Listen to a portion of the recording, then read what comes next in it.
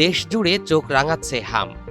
হাসপাতালে প্রতিনিয়ত বাড়ছে হামে আক্রান্ত রোগীর সংখ্যা। হামের প্রাদুর্ভাব রোধ করতে টিকাদান কর্মসূচি হাতে নিয়েছে সরকার। 20 এপ্রিল সোমবার সারা দেশে হাম রুবেলার টিকাদান কর্মসূচি শুরু হয়। এর অংশ হিসেবে তেজগাঁও থানা স্বাস্থ্য কমপ্লেক্সে টিকাদান কর্মসূচির আয়োজন করা হয়।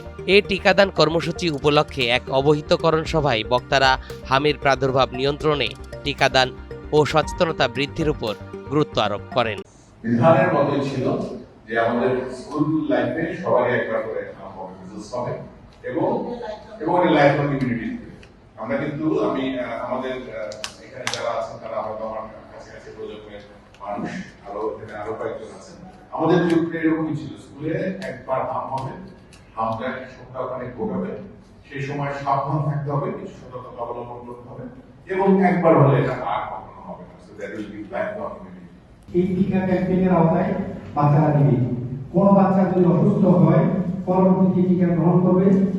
আমরা যারা এখানে আসছি এবং আমাদের পাশাপাশিতে যারা কাজের লোক অথবা আশেপাশে যারা আছে তাদের বাচ্চারা যেন এই টিকার আওতার বাইরে না থাকে।